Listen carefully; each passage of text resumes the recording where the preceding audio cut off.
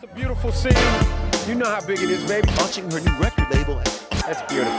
That's beautiful. Crazy. My character. Nah, I'm down with the whole Hollywood.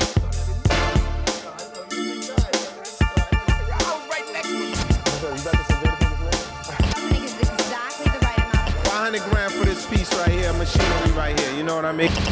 You got it going on in there. Okay. How they up and release me? I definitely. 20 years into his career, and he raises the bar yet again. We're here at the Kodak Theater in Hollywood, California for the 4th annual BET Awards. For the last 4 years, BET has honored some of the nation's top black entertainers. Once again, Monique is hosting the star-studded event, which will culminate in plenty of parties all over Hollywood. As a matter of fact, it's time for me to check out what I'm going to wear for the show. But my colleague Stephanie Frederick is checking on Media Day. Stephanie, how's that going? CBS 2's Enrique Correa is live in the newsroom with the details. Enrique? Cindy, Tupac Shakur, Notorious B.I.G., and Jam Master Jay, all unsolved murders. Today, heavily armed police in California went searching for evidence that could lead to the killers. The Osbournes is another reality show on MTV which has done very well in the ratings. But will people tune in to see P. Diddy on a weekly basis? For 17 seasons, Patrick Ewing was a member of the NBA. For 15 of those seasons, he played right here at Madison Square Garden as a member of the New York Knicks. And now that Patrick is officially retired, he plans on being an assistant coach with the Washington Wizards, and he'll be working with Michael Jordan. CBS 2's Enrique Correa is back at his post in LaGuardia Airport with the story. Good morning, Enrique. Good morning, Lou. It's going to be a very, very busy day here at LaGuardia Airport. The lines are very, very long. They start behind me, then they loop around the bend here. Let me show you how long these lines are. Jackie, this year marks the 4th annual BET Awards, but people are still talking about previous shows that left quite an impression. The chase scene in The Italian Job with the Mini Coopers was so spectacular, I had to check out this car for myself.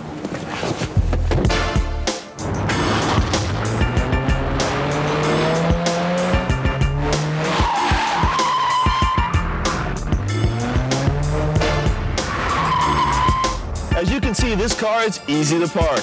In New York City, I'm Enrique Correa reporting for BET Nightly News. Yeah, right, Enrique. Somebody got into our heads with big steel-toe boots, cable cutters, and a chainsaw, and they went to town. It's an unthinkable conspiracy that takes place during an election year. A plot to put a brainwashed war hero into the Oval Office. The Manchurian Candidate is a modernized version of a 1962 masterpiece. When I read the script, I really liked the script. I was told that there was an original made, you know, before I read it, but I never looked at it. Once I decided I was going to do it, I knew I didn't want to look at it because I didn't want to be affected by it. We were making a new movie. See what I mean? Yeah, I get it. They're big, they're huge, they're gigantic. I can't touch them. I get it. I don't want Manchurian Candidate is a hazy reflection of our current political climate. Perfect timing, says the director. If you're going to do a picture, an unhinged, paranoid, totally freaked out thriller set against a backdrop of a presidential election, Enrique, I can't imagine a better time to come out than right now. And one of the highlights of the movie, I finally made my Hollywood debut. Why did you and Governor Arthur oppose deploying troops into Indonesia? Well, Governor Arthur and I believe we can't clean up the world with dirty hands. Sergeant Shaw. Blah, blah, blah, blah, blah, blah. Now, I saw you. You saw my big head on that big head jumping forward. You thought I didn't know that, see? No, I didn't know. You're a big guy. I know you're a big star. I was right next to you all day. Right next to me all Thank day. you. I'm in your movie. No. I was an extra in that scene in your movie. Yeah, right. All jokes aside, Denzel's new movie is now in theaters nationwide. In New York, I'm Enrique Correa reporting for BET Nightly News.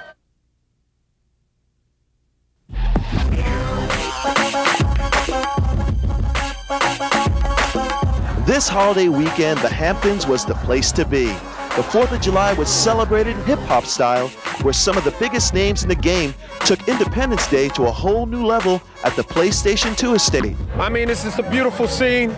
You know how big it is, baby. It's a beautiful thing. It's huge. The holiday weekend kicked off with heiress Paris Hilton launching her new record label and album, Paris is Burning. Then the party heat went way up at Jay-Z's party for his new S. Carter tennis shoe. You're wearing them right now. And they look smooth. I mean, they're not even forced or anything. That's not forced. That's just, it just happens like that, right? And for the 6th year, P. Diddy held his annual white party. By now, the social event of the summer in the Hamptons. But this time, it wasn't just a party. There was a message, too. Vote or die in 2004, y'all. Vote or die. Diddy announced his Citizen Change campaign, which he and Russell Simmons hope will get young people to the polls. This initiative that he's going to take on is going to actually help to pick the president. And I think that young people love and respect and trust Puffy, certainly more than they do George Bush, or even John Kerry for that matter. We are going to motivate, we're going to educate, and we're going to empower the 35 million young people and minorities in America. The White Party was also helping people to get registered, but if that wasn't enough, the ultra-exclusive party also featured the original Declaration of Independence. Not only did Puffy start Citizen Change, he also has a special announcement that he's keeping very secret, and he'll let us know on July 12th exactly what it is. Until then, we'll have to wait and see. In the Hamptons, I'm Enrique Correa reporting for BET Nightly News.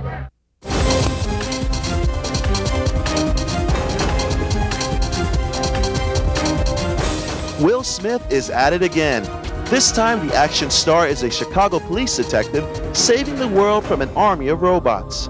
20 years into his career, and he raises the bar yet again. What do he don't do? Bringing new life to Isaac Asimov's world of science fiction, Big Will is likely to make this collection of short stories into one big screen hit. You got a funny name in this one.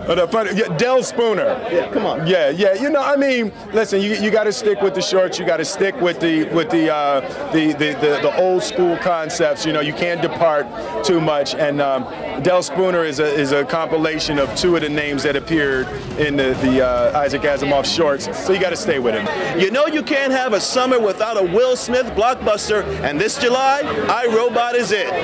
You know, I think it's really important, man. It's hot dogs, it's hamburgers, and it's Big Will. You know, that's how we do it. It's a part of your life. But the difference this year is I've stepped it up a notch. You know, I've always been able to blow stuff up. You know, I've always been able to fight some aliens. I've always been able to do stuff like that. There's a new trick for a robot. Respond. I did not murder him! Not only does Smith star in the movie, but he's also one of the executive producers, so he's really pumped up for his new film. I'm bringing the thunder, baby! I'm bringing the thunder! But now let's see if iRobot strikes lightning at the box office. In New York, I'm Enrique Correa reporting for BET Nightly News. If I don't pull it off, then they will kill you. You got 10 minutes. In his latest film, Jamie Foxx plays a cabbie hired by Tom Cruise to drive around Los Angeles while Cruise's character takes care of some business. So while Jamie and Jada were in New York promoting their film Collateral, we went for a spin in a taxi around the Big Apple. Most of this movie's in a cab. Tell me about how that was.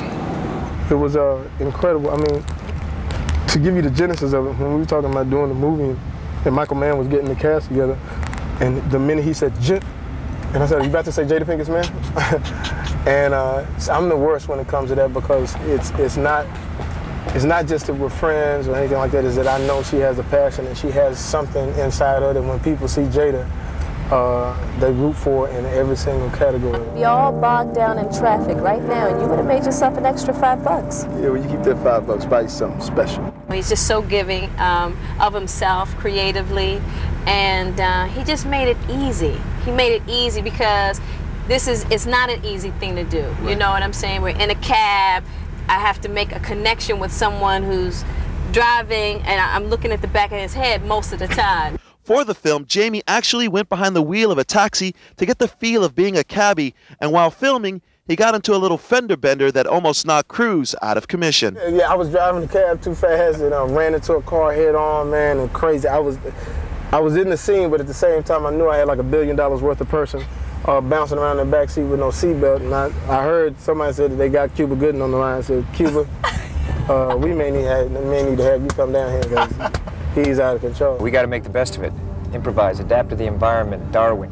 Happens, I Ching, whatever, man. We got to roll with it. I Ching, what are you talking about, man? You threw a man out of the window. Jamie says he enjoyed working with Cruise because Tom allowed him to stretch his acting talents. Now, you can get guys that don't want you to have a high scene. Cut that. I don't want that. Tom Cruise let me eat, man. And the reason he let me eat because he said Paul Newman let him eat when he was 21.